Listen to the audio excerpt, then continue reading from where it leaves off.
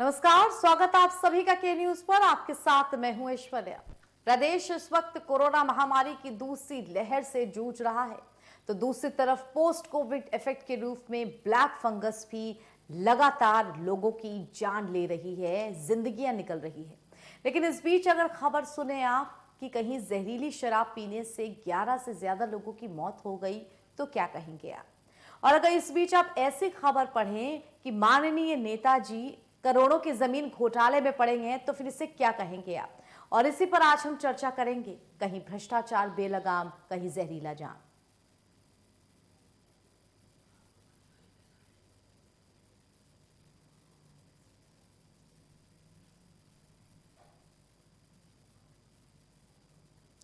आइए इस बीच आपको सीधे राजधानी लखनऊ लिए चलते हैं, जहां पर यूपी सरकार की प्रेस कॉन्फ्रेंस हो रही है। इसकी ट्रेनिंग वगैरह अगले सप्ताह होकर के सैंपल लेने का कार्य प्रारंभ हो जाएगा। 52,244 एक्टिव केस में से 30,261 होम आइसोलेशन में है। सर्वेलेंस की कार्रवाई निरंतर चल रही है। बड़ी संख्या में हमारी टीमें सर्वेलेंस का कार्य कर रही हैं। अब तक 2,88,205 इलाकों में 6,37,872 टीम दिवस के माध्यम से 3,55,39,437 घरों का सर्विलांस किया गया है और इनमें रहने वालों की संख्या 17,09,47,450 है। वैक्सीनेशन का कार्य निरंतर चल रहा है। 45 वर्ष से अधिक उम्र के लोगों का वैक्सीनेशन पूरे प्रदेश में किया जा रहा है और 18 से 45 वर्ष के लोगों का वैक्सीनेशन 23 जनपदों में हो रहा है, जिसे 1 जून से बढ़ाकर पूरे 75 जनपदों में प्रारंभ कर दिया जाएगा। अब तक 1,39,48,710 लोगों को वैक्सीन की पहली डोज लगाई जा चुकी है और 34,06,590 लोगों को वैक्सीन की दूसरी डोज लगाई जा चुकी है। इस प्रकार अब तक कुल मिलाकर 1,73,55,300 डोजेज लगाए जा चुके हैं। इसके अतिरिक्त मुझे आपको ये बताना है कि ब्लैक फंगस की जो बीमारी है उसके नियंत्रण पर भी लगातार कार्रवाई चल रही है। सभी मेडिकल कॉलेजेस में इनका इलाज किया जा रहा है और जहां भी मरीज हैं वहां पर दवाओं की व्यवस्था भी निरंतर की जा रही है।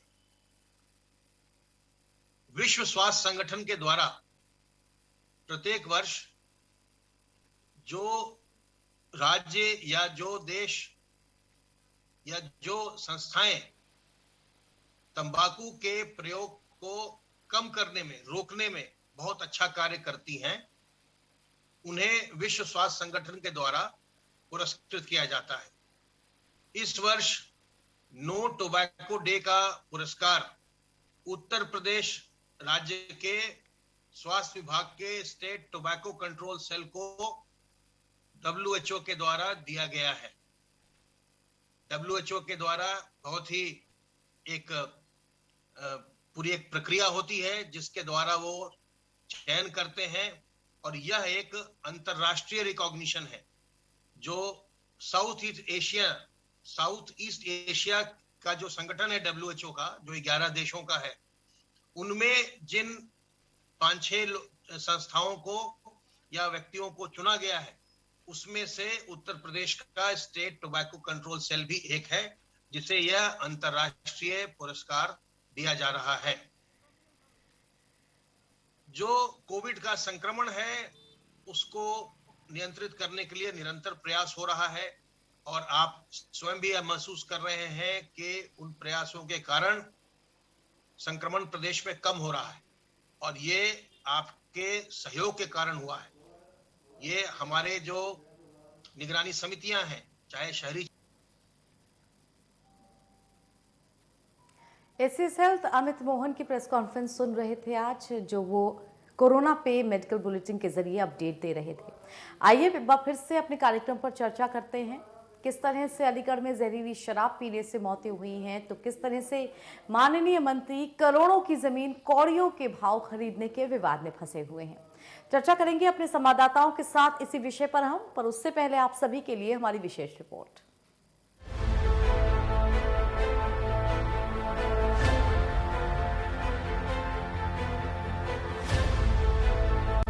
एक तरफ प्रदेश कोरोना और ब्लैक फंगस जैसी महामारी से जूझ रहा है, मगर दूसरी तरफ जहरीली शराब से होने वाली मौतें भी थमने का नाम नहीं ले रही है। ताजा मामला अलीगढ़ का है, जहां इस जहरीले जाम ने 11 लोगों की जिंदगियां निगल ली। साथ ही कई और जो अस्पताल में भर्ती है, उनकी हालत गंभीर है। ग्रामीणों की माने तो मरने वालों ने गाँव के ठेके से ही शराब खरीद कर पी थी। ग्रामीणों की शिकायत के बाद प्रशासनिक और पुलिस अधिकारियों ने देसी शराब के ठेके को सील करा दिया है। बात भ्रष्टाचार की करे तो उत्तर प्रदेश सरकार में बेसिक शिक्षा मंत्री सतीश द्विवेदी भाई की नौकरी के बाद अब नए विवाद में फंसते नजर आ रहे हैं। उन पर एक महंगी जमीन को बेहद कम दामों में खरीदने के आरोप लग रहे हैं। आरोप है कि मंत्री ने 1.25 करोड़ की जमीन महज 20 लाख रुपए में खरीद ली। ये जमीन उन्होंने अपने और अपने मां के नाम पर खरीदी है। हालांकि मंत्री का कहना है कि उन्होंने कोई गड़बड़ी नहीं की है और जाँच के लिए तैयार है। कुल मिलाकर प्रदेश में कहीं भ्रष्टाचार बेलगाम है तो कहीं लोगों की मौत के आगोश में लेता जहरीला जाम। स्पेशल डेस्क के न्यूज इंडिया। तो अंदाजा लगाइए ये खबर कितनी दर्दनाक है कि सुबह सवेरे खबर मिले कि किसी जिले में जहरीली शराब ने कितनी जिंदगियां अपने आहोश में ले ली, और वो जो गंभीर रूप से बीमार हैं वो अस्पताल में जिंदगी और मौत के बीच जूझ रहे हैं। बड़ा सवाल ये भी कि इस लॉकडाउन के बीच में जब तमाम तरीके की पाबंदियां लग चुकी हैं, तब कैसे जहरीली शराब लोगों तक पहुंच रही है और इस हद तक उसमें जहर मिला हुआ है कि वो जिंदगियां निगल रही है। वहीं दूसरी तरफ बात माननीय मंत्री जी के कथित भ्रष्टाचार की भी करेंगे। इस लॉकडाउन में मंत्री नेतागण मेहनत जरूर कर रहे हैं, मगर ये मेहनत उनके अपने फायदे के लिए ज्यादा और जनता की भलाई के लिए कम हो रही है।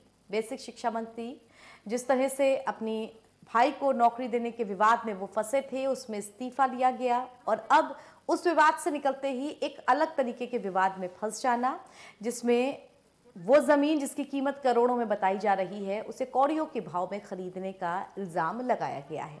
हालांकि मंत्री जी की तरफ से इस पर सफाई भी आई है कि उन्होंने सर्कल रेट के हिसाब से जमीन खरीदी और वो पूरी तरह निष्पक्ष जांच के लिए तैयार है। तो चर्चा करेंगे इन्हीं दोनों विषयों पर और बिना देर किए हमारे जो संवाददाता हमसे जुड़ चुके हैं उनका परिचय आपसे करा देते हैं। हमारे साथ उमेश मिश्रा जुड़े हुए हैं। उमेश जी स्वागत है आपका। और हमारे साथ अभिषेक सिंह जुड़े हुए हैं। अभिषेक जी स्वागत है आपका। उमेश जी, शुरुआत आपके साथ मैं करना चाहूंगी अलीगढ़ की खबर से, जहां पर 11 लोगों की मौत की खबर आती है जहरीली शराब को लेकर के। 2 हफ्ते भी नहीं बीते होंगे शायद जब खबर थी 3 अलग अलग जिलों से उत्तर प्रदेश के, जहां जहरीली शराब से करीब करीब 33 लोग मर गए थे और एक बार फिर से 11 लोगों की मौत की खबर। आखिर जहरीली शराब पे लगाम क्यों नहीं लग पा रहा है? गिरोह काम करते हैं। हालांकि जब कहीं पे मौत होती है तो प्रशासन की नींद टूटती है और इस तरह की कार्रवाई जो है आबकारी विभाग के साथ, इसमें अहम भूमिका आबकारी विभाग की होती है, जिला प्रशासन की होती है, उसके बाद पुलिस की होती है। तो इसमें क्या है कि तीनों विभागों को समन्वय स्थापित करके इस पूरे मामले में कार्रवाई करनी चाहिए। लेकिन अब आप देखिए कि जिस तरह से अलीगढ़ में एक घटना हुई है जहाँ पे 11 लोगों की मौत हुई है और तमाम ऐसे लोग हैं जो जिंदगी से जूझ रहे हैं, उनको हॉस्पिटल में भर्ती कराया गया, उनका उपचार चल रहा है। लेकिन सबसे बड़ी बात यह है, देखिए कि कार्रवाई की बात अगर करें तो अलीगढ़ पुलिस के जो हाथ लगे हैं, तो उन 3 अपराधियों को पुलिस ने उनको हिरासत में लिया है जो इस कृत्य में सम्मिलित थे। सेल्समैन से लेकर तमाम जो अहम सरगना था उसकी भी पुलिस ने गिरफ्तारी कर ली। सबसे बड़ी बात यह है कि पुलिस की तत्परता से जो मुख्य 3 सूत्रधार थे इनको पुलिस ने हिरासत में लिया है और अब इनसे तमाम ऐसी जड़ें मिलेंगी जो इसमें पूरा सहयोग करते थे या इस तरह के गोरख धंधे में उनका हाथ था। तो ये बड़ी सफलता जरूर है अलीगढ़ पुलिस की, लेकिन अब ये जो कार्रवाई है ये कार्रवाई रुकनी नहीं चाहिए, इसमें अभियान बनाकर हालांकि अब जिस तरह से वहाँ पे अभी बहुत जल्द ही तैनाती हुई है एसएसपी कलानी नैथानी, वो इस तरह का अभियान जी पहले भी कई बार चला चुके हैं और अधिकारी लगातार इस तरह का अभियान आबकारी विभाग के साथ अगर समन्वय बैठाकर जिला प्रशासन सब लोग बैठाकर इस तरह कार्रवाई करें तो इस तरह की घटनाओं से बचा जा सकता है। लेकिन जब घटनाएं हो जाती हैं तब बहुत हो हल्ला उठता है, उसके बाद जो है बिल्कुल। प्रशासन जागता है, आबकारी विभाग जागता है, तब हम्म। सारी कार्रवाइयां होती है। बिल्कुल। हम्म। होती बिल्कुल। उमेश आपने सही कहा, जब घटनाएं हो जाती हैं तब कार्रवाई होती है इस पर। इस घटना पे भी मुख्यमंत्री योगी आदित्यनाथ ने संज्ञान लिया है, उन्होंने भी दुख प्रकट किया है, सख्ती की बात कही है। लेकिन वहां की जो लोकल पुलिस है वो इस मामले में क्या बात कह रही है, कहां पर ढिलाई हो गई, कहां से ये जहरीली शराब आई और किस प्रकार लोगों तक पहुंच गई? की गई है और यही वजह है कि आप देखिए इसमें सबसे बड़ा अहम रोल हो जाता है आबकारी विभाग का कि आखिर कहाँ से इनको आवंटन हो रहा है। और आबकारी इंस्पेक्टर जो बीट के होते हैं, क्षेत्र के होते हैं, उनका यही काम होता है कि जो भी ठीके हैं उन दुकानों पे औचक निरीक्षण कर जो गुणवत्ता पूर्वक माल है कि नहीं है, उनके पास जो शराब आबकारी से आवंटन है वही शराब बिक रही है या वो अनुचित तरीके से रख कर बेच रहे हैं। तो ये सबसे बड़ा कारण है जो इस तरह के सेल्समैन का जो वो बिना आबकारी के मिली भगत से, बिना उनके अधिकारियों से मिली भगत से ये संभव ही नहीं हो सकता कि सेल्समैन बेच ले। हालांकि जब इसमें सेल्समैन जब सरकारी ठेके के आड़ में इस तरह के गोरख धंधे होते हैं तो लाजमी है कि इसमें जो विभागीय अधिकारी हैं उनकी भूमिका पर सवाल उठेंगे। और हमें लगता है कि यही लापरवाही रही है कि जी सेल्समैन तमाम ऐसी चीजों को अलग से बेच रहा था जिसके सेवन करने के बाद ये स्थिति बिगड़ी है कि 11 लोगों की मौत हो गई है। तमाम ऐसे और गांव हैं अगल बगल, वहां पे भी सूचनाएं आ रही है कि लोगों की हालत खराब हुई है, उनकी जो उनको परेशानी बढ़ी है, उनको भी हॉस्पिटल में प्रशासन वहां पे भर्ती कराया जा रहा है। लेकिन सबसे बड़ी बात ये होती है कि देखिए इस सारे भूमिका में जिस तरह से पुलिस ने हिरासत में लिया है, ये माना जा रहा है कि इनके जो और भी सरगना होंगे उनके ऊपर भी पुलिस बड़ी कार्रवाई करेगी। एनएसए और गैंगस्टर की भी कार्रवाई पुलिस जरूर करेगी। ठीक है उमेश। ठीक है उमेश, एक आखिरी सवाल और जहरीली शराब को लेकर के मैं पूछना चाहती हूँ। हर साल हम देखते हैं कि आबकारी विभाग की तरफ से जो ठेके आवंटित किए जाते हैं उनकी संख्या बढ़ जाती है और इसका तुक ये कि आबादी के हिसाब से संख्या बढ़ गई। इस लॉकडाउन में शराब की दुकानें भी खोल दी गई, ढिलाई भी उनको पूरी तरीके से दे दी गई। लेकिन इन सब के बावजूद भी कहां वो जानलेवा लापरवाही हुई, किसकी इसमें मुख्य तौर पे गलती निकाली जाएगी? शराब में क्या केमिकल मिल गया, किसकी तरफ से यह आया कि सीधे लोगों की मौतें हो गई? गिरफ्तार किया गया है तो उसकी भूमिका काफी संदिग्ध है कि जिस तरह से सरकारी आपको ठेका अलॉट होता है उसकी आड़ में आप जो अतिरिक्त शराब है उसका ही आप बिक्री कर सकते हैं, उसको ही बेच सकते हैं। लेकिन अन्यत्र जगह से आप अगर रखकर जो दूसरी दारू है, शराब है, अगर आप उसको बेचते हैं तो उसी से घटना घट जाती है। इनको मुनाफा होता होगा क्योंकि वो अपना बना के खुद ही पैकिंग जी करके वो बेच देंगे तो उसमें ज्यादा इनका इजाफा सेल्समैनों का होगा। लेकिन ये सेल्समैन के ही बदौलत ये सब संभव नहीं है। जब तक आबकारी के जो वहाँ के बीट प्रभारी हैं या जो प्रभारी हैं, बिना उनकी मिली भगत से इस तरह के गोरख धंधे कभी भी सेल्समैन फला फूला नहीं सकता। क्योंकि आबकारी के जो अधिकारी होते हैं वो अब तक निरीक्षण करते हैं, गुणवत्ता देखते हैं दुकान पे कि आखिर आबकारी से अतिरिक्त शराब आप बेच रहे हैं कि नहीं बेच रहे हैं। तो सबसे बड़ा ये सवाल है कि आबकारी विभाग को सचेत हो जाना चाहिए, लगातार इनको समन्वय बैठाकर अभियान चलाना चाहिए। बिल्कुल। बिल्कुल, यहाँ पर सचेत होने की बहुत ज़रूरत है क्योंकि इंसानी ज़िंदगियाँ बहुत कीमती हैं और इस तरह से कभी 11 ज़िंदगियाँ, कभी 23 ज़िंदगियाँ, कभी 27 के आंकड़े अलग अलग ज़िलों से तो आते हैं। ये बहुत ज़्यादा दुखद हैं। अपनी दूसरी खबर की ओर भी थोड़ा सा रुख कर लेते हैं। हमारे साथ हमारे संवाददाता अभिषेक भी जुड़ गए हैं, उनसे भी चर्चा कर लेते हैं। अभिषेक, एक और खबर इस वक्त बहुत चर्चा में बटोर रही है कि किस तरह से जो माननीय मंत्री जी हैं वो एक बड़े जमीन विवाद में फंसे हुए हैं। क्या ये पूरा विवाद रहा? क्या एक विवाद से निकल करके दूसरे विवाद में जुड़ने की बात रही? नाम उन्हें ज्यादा सुर्खियों में आ रहा है और कहीं ना कहीं उनकी परेशानियां और बढ़ती नजर आ रही हैं। कुछ दिन पहले उनका नाम चर्चा में आया कि उनके भाई ईडब्ल्यूएस की नौकरी कर रहे थे, यानी कोटे की नौकरी कर रहे थे, और उसमें सिलेक्शन उनका होता है नीचे के कोटे में, यानी कि शेड्यूल कास्ट और शेड्यूल ट्राइब कोटे में उनका सिलेक्शन हो जाता है, जिसके लिए वो अधिकृत नहीं थे, वो जनरल कैटेगरी को बिलोंग करते थे, और अलग कैटेगरी में उनका सिलेक्शन होता है, और उसके बाद असिस्टेंट प्रोफेसर की उनको नौकरी मिल जाती है। उसके बाद जब ये बातें ट्वीट के जरिए और सोशल मीडिया के जरिए और तमाम टीवी चैनल्स पर भी ये खबरें छाई रही, उसके बाद आखिरकार तकरीबन 2 दिन जाने के बाद सरकार की तरफ से निर्णय लिया गया कि सतीश द्विवेदी के भाई जवाहर द्विवेदी उन्हें इस्तीफा देना पड़ेगा। उन्होंने बाकायदा एक वीडियो जारी करी अपनी, जिसमें वो बता रहे थे कि उनकी गलती नहीं है, कुछ मिस्टेक हो गया, क्लिनिकल मिस्टेक की वजह से उनका नाम उस कैटेगरी में चला गया था। और सबसे बड़ी बात यह है कि इसके बाद से सतीश द्विवेदी की तरफ से कोई बयान नहीं सामने आया, ना उनकी तरफ से कोई सफाई सामने आई है, और अब एक नया प्रोपेगेंडा खड़ा हो गया है। सबसे बड़ी बात यह है कि एक बाकायदा एक दस्तावेज सामने आया, यानी कि रजिस्ट्री के पेपर सामने आए, जिसमें सतीश द्विवेदी जो मंत्री हैं शिक्षा विभाग के, उनके और उनकी माता जी के नाम से बाकायदा रजिस्ट्रीज कराई जाती हैं, जिसमें वो दस्तावेज रजिस्ट्री के सामने आए हैं, जिनकी अगर सर्किल रेट या ग्राउंड रियलिटी की बात करें, जो इलाकेवार सर्किल रेट्स तय किए जाते हैं, उसमें 1,26,00,000 रुपए कीमत है, लेकिन उन्होंने 20 लाख में ही रजिस्ट्री करा ली है उस जमीन की। साथ ही साथ एक और ऐसी रजिस्ट्री सामने आई है जिसमें जो जगह की कीमत है वो 65 लाख के करीब है, और उन्होंने 25 लाख में उस जमीन की रजिस्ट्री कराई है। तो करोड़ों की जमीनों की रजिस्ट्री लाखों में हो जाना, ये अपने आप में समझ में आने वाली बात नहीं थी। और एक समाजवादी पार्टी के प्रवक्ता हैं सुनील सिंह साजन, एमएलसी हैं, उनकी तरफ से एक ट्वीट जारी किया जाता है।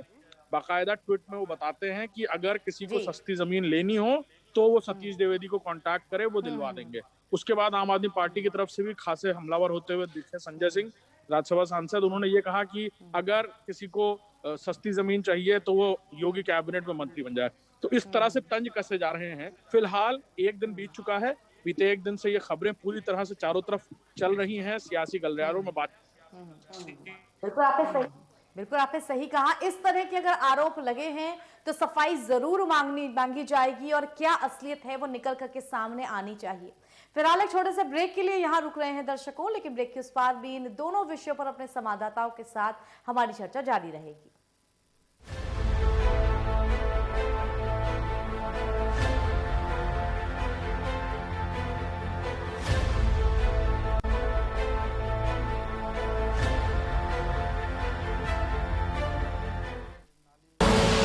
आप देख रहे हैं के न्यूज, खबरों का सारथी।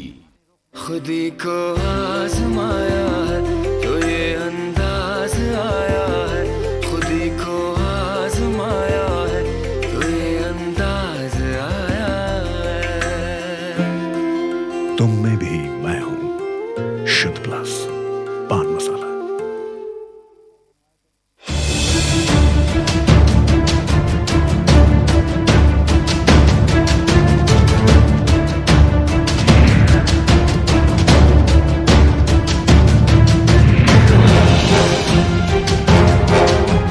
सबसे अच्छी बात है कि अब उत्तराखंड में जिस तरह से लगातार क्रिकेट बढ़ रहा है, तो इसमें कहीं ना कहीं बड़ा फायदा मिल रहा है क्रिकेटर्स को, युवा क्रिकेटर्स को। एटमॉस्फेयर बदला है क्रिकेट का और बहुत अच्छे स्तर पे पहुंच गया है। जो टीम बनी है इनमें क्या ऐसा क्रिकेटर निकल रहा है? सब है, मतलब हमारे पे मीडियम पेसर अच्छे हैं और बैट्समैन अच्छा कर रहे हैं। जब हमें खेलने की बारी है तो पहले पहाड़ के लड़के खेलने, ये एक अच्छी चीज है। तो मुझे लगता है क्रिकेटर ना होते तो क्या होते? मैं क्रिकेटर ना होता तो शायद मैं आर्मी में होता।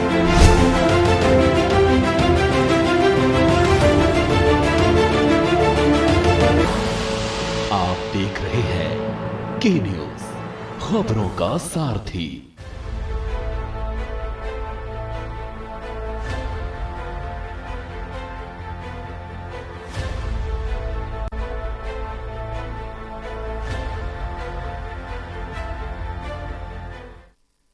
ब्रेक के बाद स्वागत आप सभी का। चर्चा कर रहे हैं हम कि किस तरह से भ्रष्टाचार बेलगाम है और किस तरह से जो जहरीला जाम है वो लोगों की जिंदगियां निकल रहा है।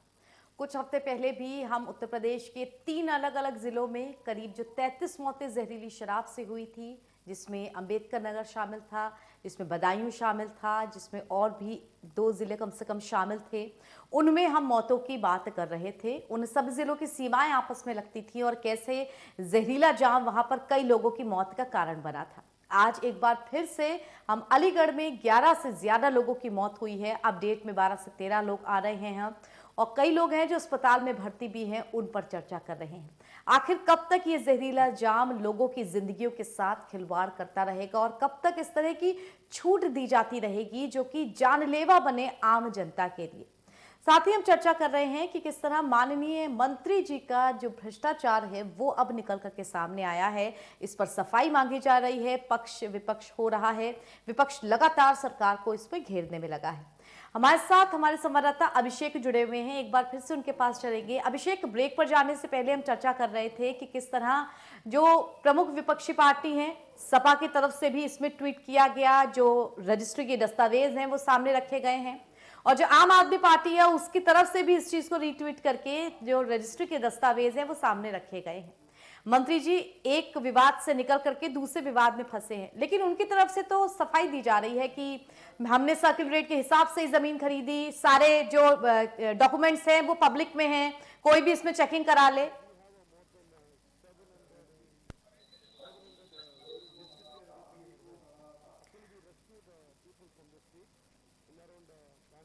तो चर्चा कर रहे हैं हम कि किस तरह माननीय मंत्री जी का जो भ्रष्टाचार है वो निकल करके सामने आया है।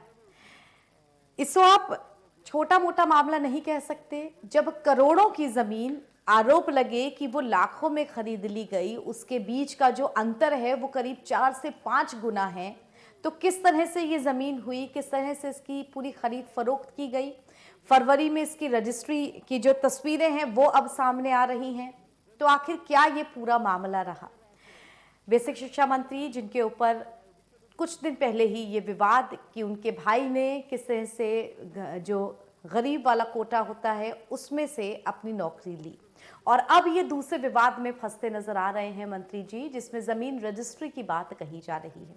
हालांकि सफाई उनकी तरफ से भी आ रही है और सफाई में ये कहा जा रहा है कि सर्किल रेट पर ये जमीनें खरीदी गई और इन जमीनों की खरीद में किसी भी तरह का कोई भी पैसे में ऊंच नीच नहीं की गई है। साथ ही हम चर्चा कर रहे हैं यहाँ पर कि किस तरह से जो जहरीला शाम है वो भी लोगों की जिंदगियां निकल रहा है।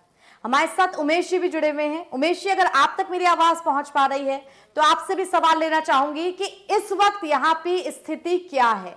इस वक्त वहां पर जो लोग मर रहे हैं, जो अस्पताल में भर्ती हैं, जहरीले जाम से पीड़ित हैं, उनकी स्थिति क्या है?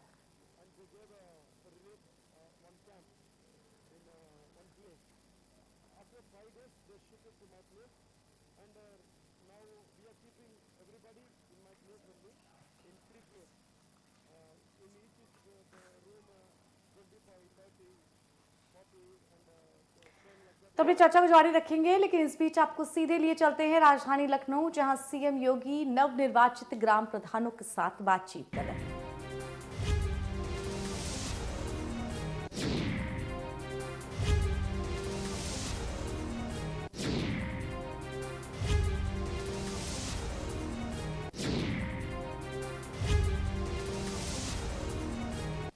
तो बता दें आपको, सीएम योगी आदित्यनाथ नवनिर्वाचित जो ग्राम प्रधान हैं उनके साथ बातचीत कर रहे हैं। पिछले महीने यानी कि अप्रैल में 4 अलग अलग चरणों में पंचायत चुनाव हुए थे। आखिरी चरण 29 अप्रैल को खत्म हुआ था, जिसके बाद 2 तारीख को मतगणना हुई थी।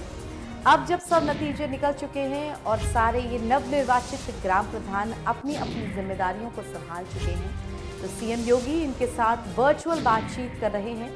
जो नवनिर्वाचित ग्राम प्रधान हैं उनके साथ उत्तर प्रदेश के पंचायत चुनाव के बाद जिन ग्राम प्रधानों की नियुक्ति हुई है उनके साथ सीएम योगी की वर्चुअल बातचीत चल रही है, जिसका सीधा प्रसारण आप देख रहे हैं राजधानी लखनऊ से।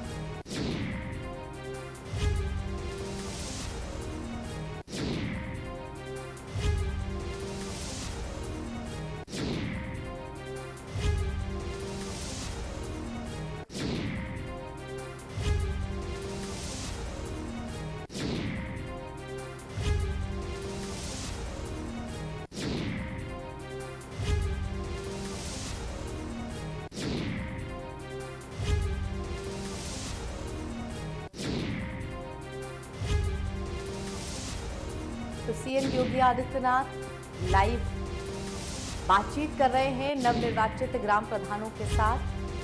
उत्तर प्रदेश में पिछले महीने त्रिस्तरीय पंचायत चुनाव हुए थे, जिसमें इन ग्राम प्रधानों को चुना गया था और अब इन ग्राम प्रधानों को जो नई जिम्मेदारी दी गई है उसी को लेकर के CM Yogi Adityanath virtual meeting कर रहे हैं इन ग्राम प्रधानों के साथ। उत्तर प्रदेश की आबादी का एक बड़ा तबका गांव में रहता है। ऐसे में गांव देहातों में जिस तरह नवनिर्वाचित ग्राम प्रधान चुने गए हैं, उनके कंधों पर बड़ी जिम्मेदारी और वो किस तरह से अपनी जिम्मेदारी का निर्वहन करेंगे, इसी के लिए सीएम योगी खुद बातचीत कर रहे हैं उन ग्राम प्रधानों से।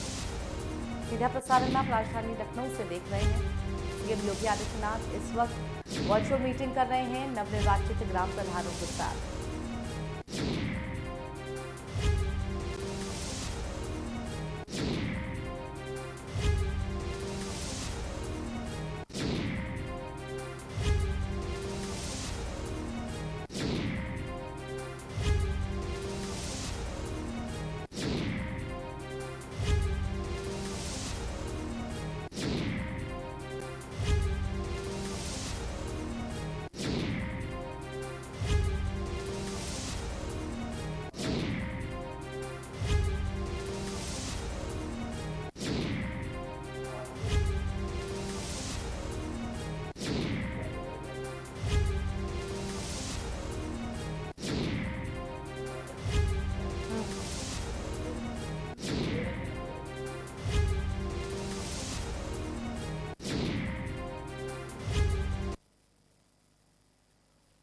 तो यूपी के मुख्यमंत्री योगी आदित्यनाथ लाइव बातचीत कर रहे थे वो नवनिर्वाचित ग्राम प्रधानों के साथ।